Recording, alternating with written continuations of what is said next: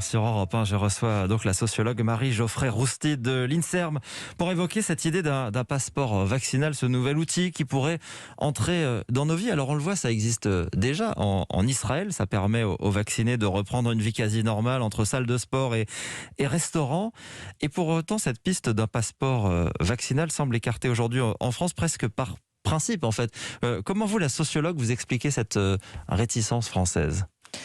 Alors, cette réticence française, elle est surtout liée au fait que l'accès au vaccin n'est pas du tout le même en France et en Israël.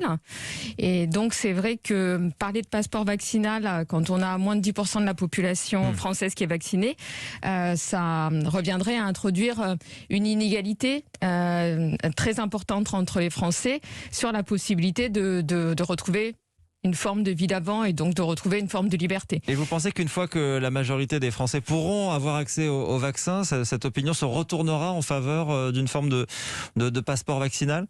Alors, il est probable en tout cas qu'on ait de plus en plus de Français qui soient favorables à ce type de passeport. On l'a vu, l'adhésion vaccinale au cours du temps, depuis le début de la pandémie, a augmenté d'après les données de Santé publique France. Donc on voit que plus les vaccins sont accessibles, plus on a de Français qui sont prêts à déclarer se faire vacciner.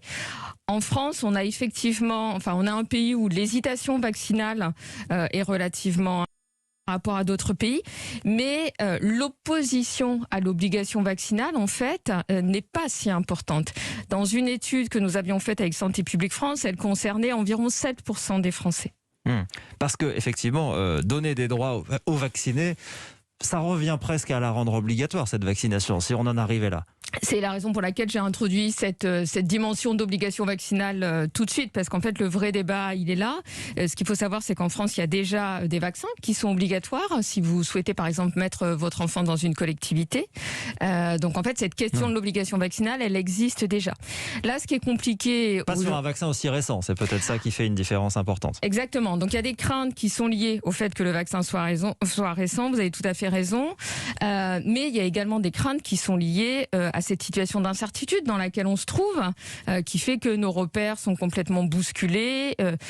On a des messages gouvernementaux qui changent en permanence.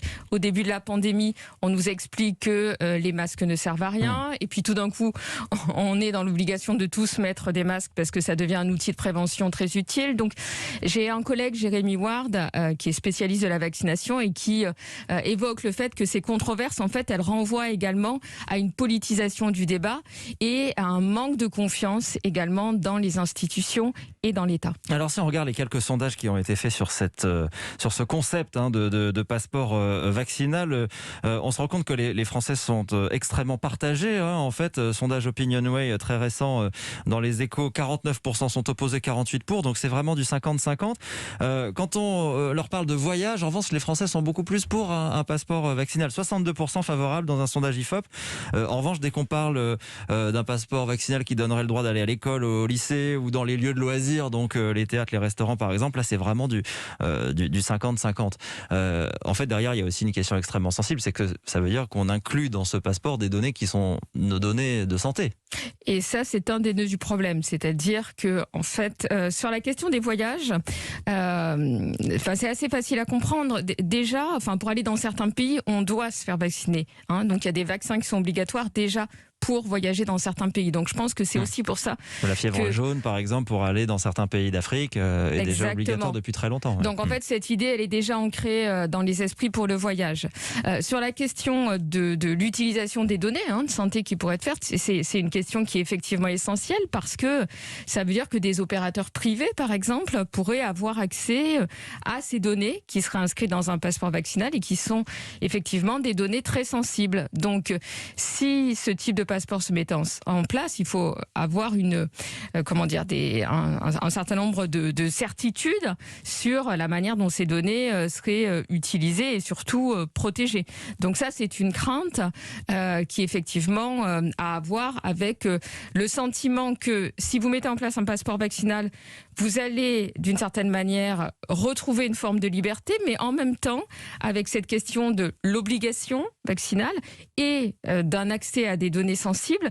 Vous avez de l'autre côté un paradoxe qui fait que les Français ont le sentiment d'avoir une restriction de leur liberté également. Donc en fait, on est dans d'une potentielle inégalité entre ceux qui seraient vaccinés et les autres. Alors, d'une potentielle inégalité, et c'est la raison pour laquelle le passeport vert, qui est évoqué là depuis quelques jours et qui inclurait à la fois des données de vaccination, des données de guérison ou des données sur des tests récents, semble quand même beaucoup plus acceptable dans une période où les vaccins sont peu accessibles.